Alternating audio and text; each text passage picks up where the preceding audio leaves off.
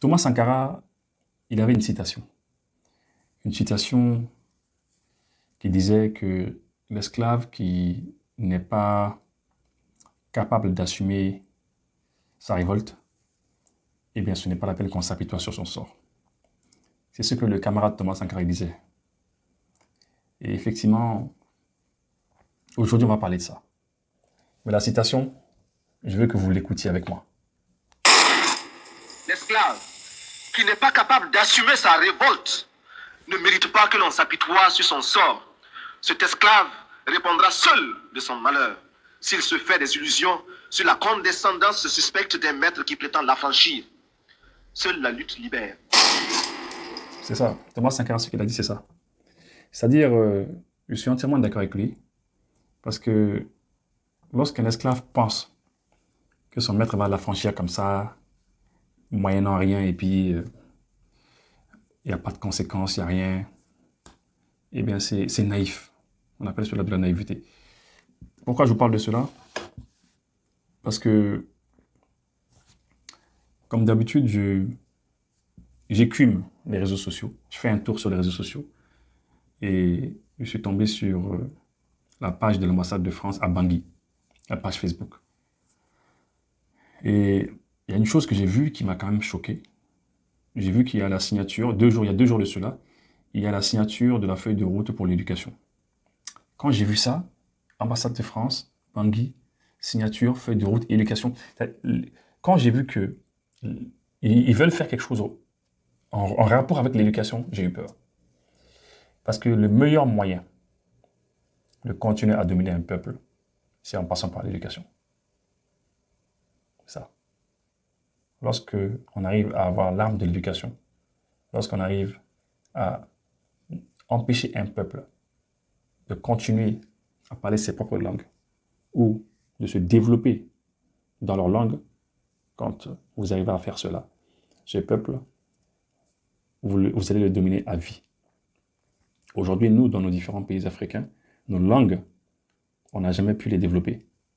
On n'a jamais pu, même aujourd'hui, bien que l'ex-puissance coloniale ne soit plus là, on n'arrive pas à développer une langue locale. On n'arrive pas. On fait avec les langues des autres. Et quand j'ai vu ça, j'ai dit waouh. Je vais vous lire ce que j'ai vu. Le ministre de l'Éducation nationale, son Excellence Aurélien Simplice Zenga, et l'ambassadeur de France en Centrafrique, son Excellence Bruno Foucher, ont procédé ce jour à la signature officielle de la feuille de route sectorielle de l'éducation au siège du ministère à Bangui. Ce document stratégique marque une étape importante dans la mise en œuvre du plan sectoriel de l'éducation 2020-2029. 9 ans. Pendant 9 ans. Il s'inscrit dans la continuité de la feuille de route conjointe endossée en avril 2024 par les présidents Faustin Archange Touadéra et Emmanuel Macron. Cette feuille de route met l'accent sur la formation des enseignants centrafricains, le renforcement des capacités du personnel du ministère, l'appui d'un expert français en poste au ministère, etc. Vous voyez, c'est-à-dire il va y avoir un expert ou voire d'autres experts, parce que quand on dit il va y avoir un expert français au ministère de l'Éducation centrafricain, il ne faut pas penser que c'est un seul monsieur qui va venir avec son sac à main. Non, c'est pas ça. Il va venir avec une équipe. Donc, ça veut dire que les Français seront au ministère de l'Éducation centrafricain et ils vont les conseiller, ils vont les manager. Vous voyez. Et ils n'ont pas voulu dire tout ce qui se passe. La feuille de route, ils ne veulent pas tout montrer parce qu'ils savent que s'ils montrent tout, eh bien, peut-être qu'il va y avoir les oppositions.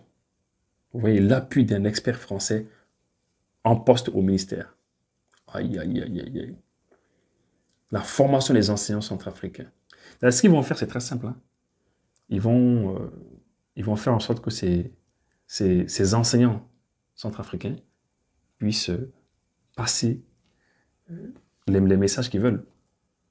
La France, elle prévoit de s'implanter dans le domaine de l'éducation en RCA afin de faire des enseignants centrafricains des agents de l'influence française. C'est ça. Donc les enseignants centrafricains formés selon des normes françaises vont transmettre aux enfants les idéaux qu'ils veulent. Lorsque j'ai vu ça, j'ai été dans les commentaires. J'ai été dans les commentaires parce que j'ai l'habitude d'aller lire les commentaires. Le tout premier commentaire, c'est un certain Thierry Biawa qui dit « Félicitations à son Excellence, Monsieur l'ambassadeur Bruno Fouché, à stratégie en processus de développement durable au système éducatif de RCA. Vive la France, vive la RCA, allez les Bleus. » Vous voyez, c'était un Centrafricain comme ça. Hein. C'était un Centrafricain comme ça, qui dit vive les Bleus et tout ça, voilà. Il y a le prince Koyambese qui dit merci à la France. Il y a Ferid Régis Zoundé. Merci au gouvernement français à travers l'ambassade de France pour son engagement constant aux côtés de la Centrafrique. Vous voyez. Il y a Thierry Biawa encore qui revient. Félicitations, bravo la France, toujours développer la RCA. Oui, très bien, fraternel. Il y a Nicolas Koumba qui dit « Je tiens à adresser mes vifs remerciements à son Excellence, Monsieur l'ambassadeur de France. » Waouh. Il y a Jean-Philippe Maizoué Ricard qui dit « Un ministre supporter de l'OM est forcément un excellent ministre. » Donc, ils sont vraiment contents, quoi. Ouais, parce que le ministre, en fait, il supporte l'OM, quoi, l'Olympique de Marseille. Donc, c'est un bon ministre. Il y a Barbara Kondio qui dit « Merci à la France pour son soutien. Merci à la France pour son soutien aux côtés du système éducatif. Vive la coopération franco-centrafricaine dont nous sommes les fruits. » Oh, alors là, quand j'ai vu ça, j'ai eu mal à la tête. Et simplement, j'ai été chercher, j'ai fait des petites recherches pour vous. Vous savez ce qu'on appelle ça, vous savez ce qu'ils sont en train de faire. Ce qu'ils sont en train de faire en Centrafrique, c'est deux choses. L'aliénation, donc l'aliénation, et l'assimilation. Donc nous sommes dans la continuité en Centrafrique de l'aliénation et de l'assimilation. L'aliénation en Afrique, de l'Afrique, c'est un concept complexe, désigne la perte ou la négation de l'identité culturelle, économique et politique du continent africain, souvent liée à la colonisation et à ses résurgences. Elle se manifeste par la domination culturelle occidentale, la dépendance économique et les inégalités, ainsi que par l'instabilité politique et les conflits. Plusieurs aspects de cette aliénation peuvent être distingués. Aliénation culturelle, l'adoption de modèles culturels occidentaux, langue, mode de vie, etc., au détriment des cultures africaines, souvent perçues comme un signe de modernité par les élites. L'aliénation économique, la dépendance vis-à-vis des puissances occidentales, notamment en termes d'endettement, de commerce et d'investissement qui entravent le développement économique du continent. L'aliénation politique, l'influence des puissances étrangères dans les affaires politiques africaines, ainsi que les conflits internes alimentés par des facteurs exogènes.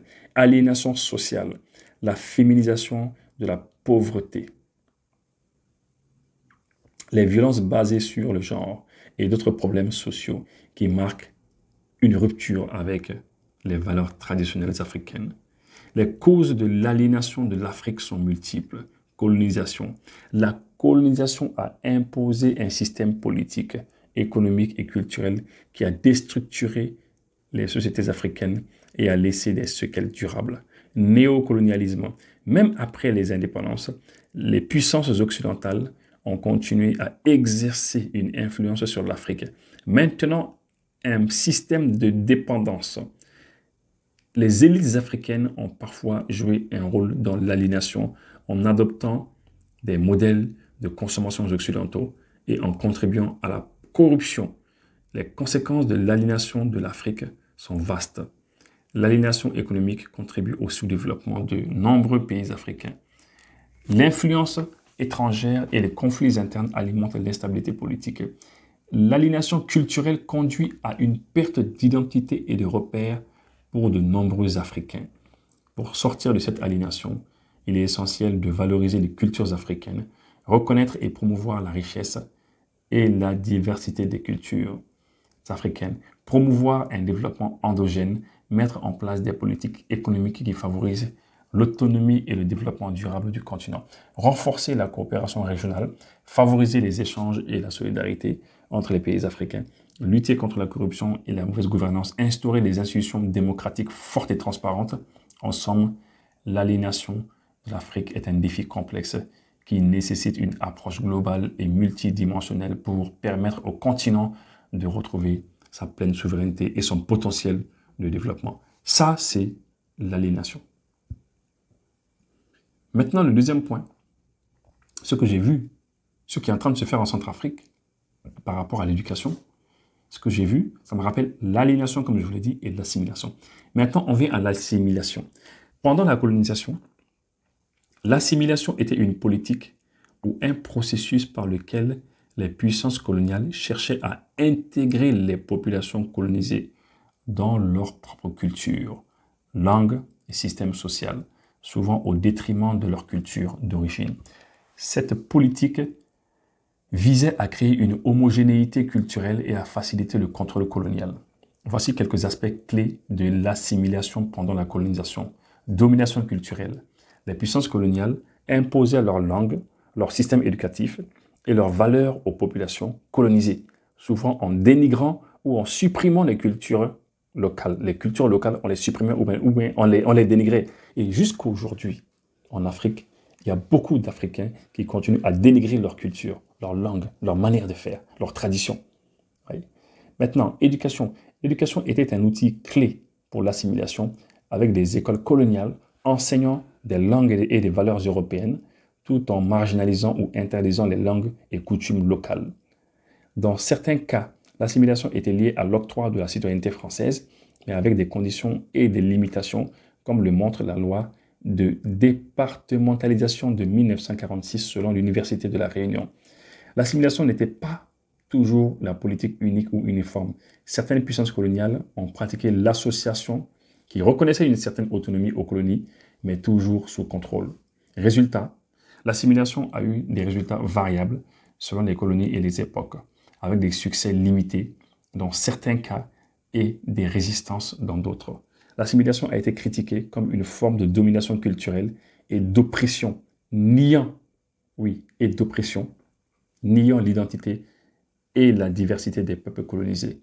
En résumé, l'assimilation pendant la colonisation était un processus complexe et souvent violent de domination culturelle visant à intégrer les populations colonisées dans la culture de la puissance coloniale avec des résultats et des critiques variables. Vous voyez donc, lorsque j'ai vu ce qui se passe en Centrafrique, tout de suite ça m'a rappelé cela. Imaginez, nous sommes en 2025 quand même.